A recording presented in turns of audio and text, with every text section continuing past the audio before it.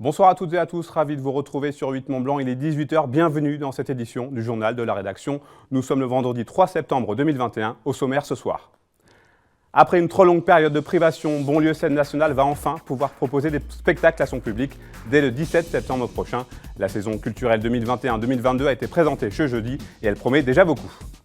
Et puis direction la Balme de Sillingy qui a accueilli ce jeudi soir Chalon-sur-Saône et Nanterre, deux équipes professionnelles de basketball pour un match amical de haute volée.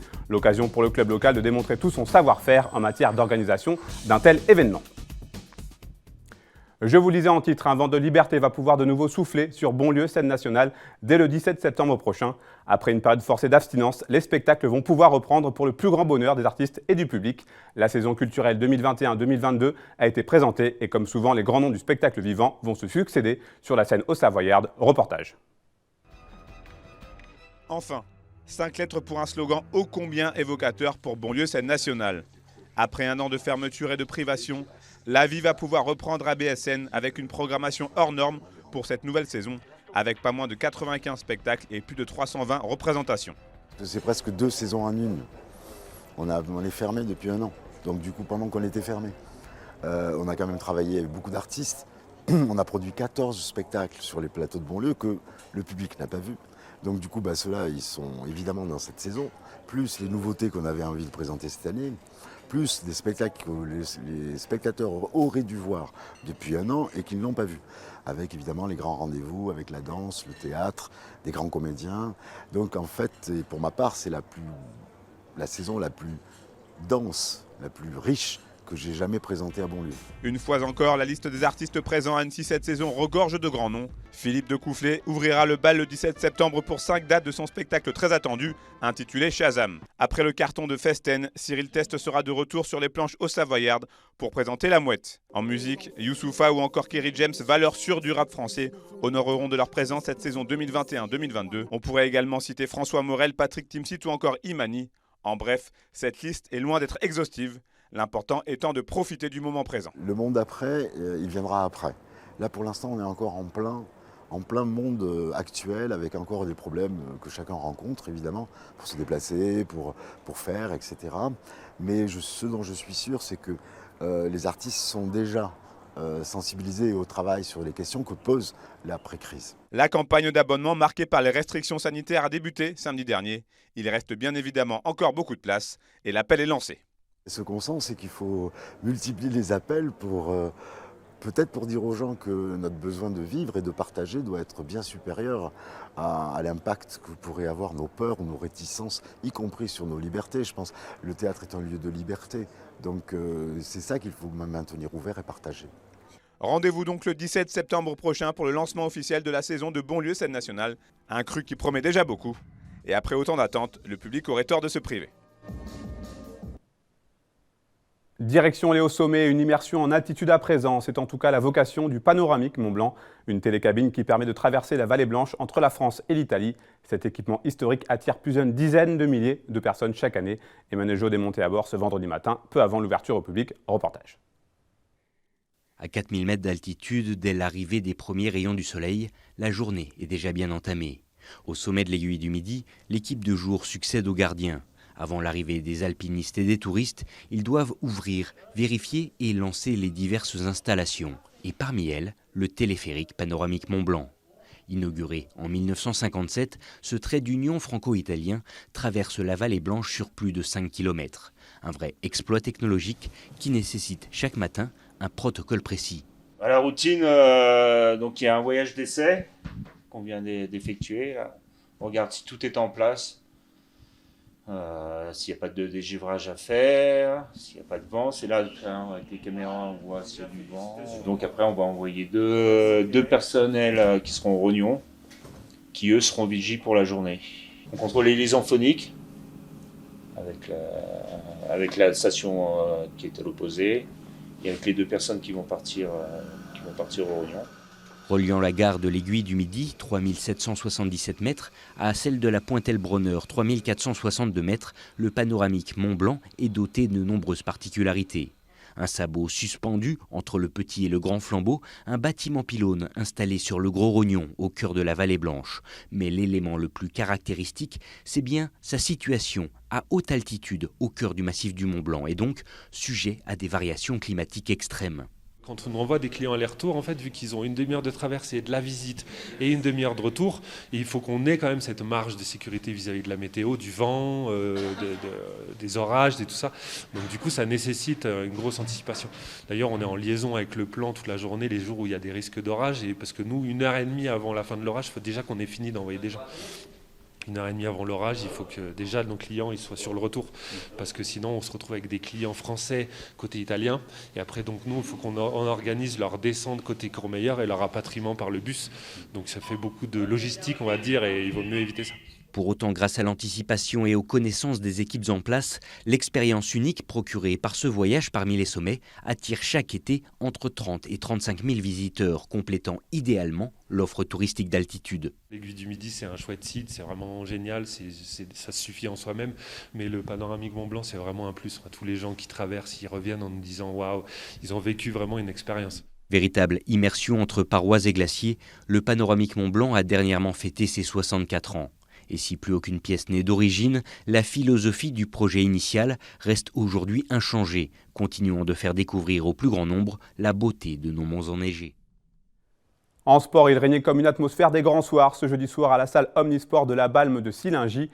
Et pour cause, le club de basket de la commune organisait une rencontre amicale entre Nanterre et Chalon-sur-Saône, deux clubs professionnels. L'occasion de mettre en valeur le monde sportif amateur. Lucas Ruche a suivi la soirée pour nous. Soirée de gala ce jeudi à la Balme de Sillingy. Le modeste club au Savoyard accueillait un match amical de basket entre deux équipes professionnelles, l'élan Chalon face à Nanterre 92. Une trentaine de membres du club étaient ainsi mobilisés pour organiser la rencontre dans leur salle. C'est surtout beaucoup de travail de tous mes bénévoles. Alors je les remercie parce que moi je suis que porte-parole du club. Je suis le président, mais c'est vraiment eux qui ont organisé ça depuis plusieurs mois. Et ce qu'on fait là, c'est à l'image du club de la Balme, c'est toute la saison avec des matchs organisés, des tribunes, des supporters.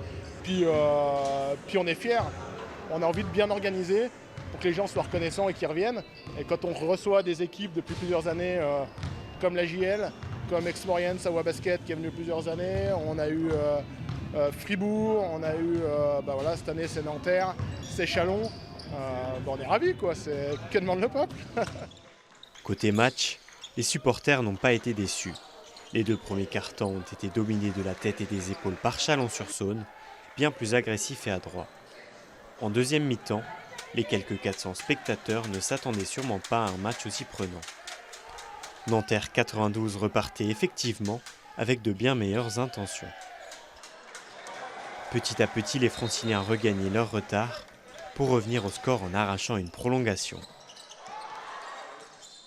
Mais Chalon s'accroche grâce à leur leader et ancien joueur NBA, Mike Gelabal. C'est finalement Nanterre qui s'impose grâce à ce shoot transformé à la dernière seconde. La salle Omnisport de la Balme de Sillingy exulte devant un tel scénario. L'ambiance était bel et bien au rendez-vous pour ce match délocalisé chez un club amateur. Ouais, ça fait du bien. Pour le moment, on n'a pas encore vraiment joué devant notre public à nous, mais ça fait du bien de jouer devant les gens. Ils nous encouragent, ils ont vu du beau basket. C'était un très beau match aujourd'hui avec une prolongation. Donc je pense qu'ils ont été satisfaits et nous on est satisfaits aussi de voir les gens dans les gradins. Il y a des années, j'étais de l'autre côté de la barrière et je sais ce que représente pour des clubs comme ça le travail pour accueillir une affiche comme ça. Donc moi, comme je vous dis, c'est que du bonheur. Je préfère évoluer ici dans des bonnes conditions avec un public enthousiaste que de jouer à huis clos un match d'entraînement, je sais trop où. Donc merci au club qui nous a reçus parce que tout était parfait et donc je tiens à les remercier. Le club de la Balme de Sillingy le promet, ils organiseront désormais chaque année une rencontre XXL comme celle-ci. On termine ce journal avec un festival qui a lieu à Chénal-les-Frasses. Pour en parler, je suis en liaison vidéo avec Leslie Tranchant. Bonsoir. Oui, bonsoir. Merci de nous consacrer quelques minutes. Vous êtes donc une des organisatrices du festival qui cette année prend une tournure un petit peu différente puisque cette année, donc 4 septembre, le Grand Jour Festival devient le presque Grand Jour Festival. Oui, voilà, c'est ça. C'est une organisation toute nouvelle et différente. Voilà, en fait, le Grand Jour Festival, à la base, en fait, c'est l'aventure commence en 2020 avec l'union de 2 associations, donc le Chenazik Festival et l'association T'inquiète la Guinguette. Voilà, donc comme vous le savez, en pleine crise sanitaire, et ben du coup, on s'est dit bon bah quitte à rien organiser, on va peut-être organiser au moins un événement. Donc l'union fait la force et on a créé le Grand Jour Festival qui s'est organisé l'année dernière et qui a été une réussite. Pour plein de choses, parce qu'il y a eu plus de 1000 personnes qui sont venues. On a respecté toutes les conditions sanitaires, les mesures sanitaires, les gestes barrières. On a vraiment tout respecté et ça s'est très très bien passé. Voilà, donc cette année, voilà, ça change, ça devient le presque Grand Jour Festival parce que du coup, voilà, il y a ce pass sanitaire qui a été imposé et à tout le monde. Et du coup, voilà, la majorité des membres des 2 associations ne sont pas vraiment raccord avec ça. Ils ne se sentaient même pas imposer ça à leur public, à notre public à l'entrée. Voilà, dans nos villages, il y a quasiment même jamais de barrière. Donc c'est vrai que voilà, nous, c'est dans notre ADN d'accueillir tout le monde et de faire aucune division. Donc en fait, voilà, cette année, ça s'est transformé en presque Grand Jour Festival avec une vente à emporter de repas cuits au four du village et au fumoir avec l'aide de la fumée bleue. Avant de revenir sur ces 2 événements, enfin sur cette vente à emporter et une exposition, le festival, le Chenazik Festival, c'est quoi l'état d'esprit, l'ADN? L'ADN, c'est pareil, c'est rassembler, accueillir autour de la musique, être ensemble. Voilà, ça fait 10 ans qu'ils existent, à Chenal-les-Fras également. Et voilà, donc c'est ça, c'est toujours partager avec les musiciens, les autres, voir la petite lumière dans les étoiles du public et des musiciens, voilà, sans forcément séparer, diviser tout le monde. Et ça marchait, Vous organisez donc une vente à emporter de produits comestibles avec un mode de cuisson bien particulier, le fumoir à fumée bleue. Pour quelle raison avoir choisi ce type de cuisson? Alors, pour plusieurs choses, parce que du coup, ça change. C'est vraiment une cuisson qui change, qui est lente et à basse température. C'est pas nouveau dans le monde, mais c'est un peu nouveau par ici. Et voilà, c'est un des membres organisateurs aussi de ces 2 associations, voilà, qui vient en tant que bénévole et pas en tant que fumée bleue, mais c'est la fumée bleue, c'est l'outil de la fumée bleue. Voilà, c'est un outil qui est vraiment terroir parce que c'est un fumoir sur remorque qui fait 700 kilos.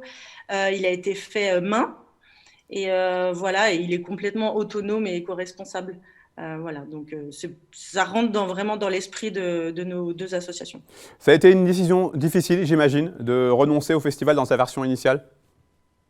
Oui, c'était pas simple parce que nous, en fait, on promeut justement tout ce qui est événements culturels et terroirs. Et là, je pense que c'est un peu tôt et c'est difficile et c'est vraiment dommage parce qu'on avait fait le Grand Jour Festival l'année dernière avec tous les gestes barrières. Et c'est vrai qu'on s'est dit, mais c'est possible sans forcément mettre un pass obligatoire. Et c'est vrai que ça nous dérange là parce qu'on l'avait fait, on avait vraiment respecté ce que la préfecture nous disait. Et du coup, vraiment, c'est un gros regret là, ouais. En plus de la vente à emporter, on est silencieux mais pas inactif. En plus de la vente à emporter, vous organisez également une exposition photo? Oui, une exposition photo qui sera à côté sur le parvis de la salle des fêtes, qui va retracer justement tous ces événements qu'on proposait et qui se passaient très bien. Et voilà, convivialité et sécurité font très bon ménage chez nous et c'est dommage. Pour finir, Leslie, un mot sur les 2 associations à l'origine de cet événement, T'inquiète la Guinguette et Chenazik Festival? Alors, le Chenazik Festival, comme je disais, donc c'est un festival de musique qui existe depuis 10 ans. Et T'inquiète la Guinguette, donc à la base, c'est un groupe de musique folk. Et c'est devenu une association donc, avec 2 volets, donc un volet de musique et un volet terroir avec les dimanches au four. Et voilà, et à savoir, je voulais préciser aussi que tous les bénéfices en fait, de cette vente à emporter serviront à payer les artistes qui étaient programmés au Grand Jour Festival 2021, qui se transforment en vente à emporter. Merci beaucoup, Leslie Tranchant. Je rappelle le rendez-vous ce samedi 4 septembre sur la place des Fêtes de Chenal-les-Fras. Merci. Merci bien. C'est la fin de cette édition. Merci à vous pour votre fidélité à l'information sur 8 Mont Blanc. Merci à toute l'équipe. Tout de suite, la météo du week-end présentée par Thierry Paume. Passez une très belle soirée. Prenez soin de vous et de vos proches. Lundi, vous retrouverez Victoria Lopez pour le journal de 8 Mont Blanc.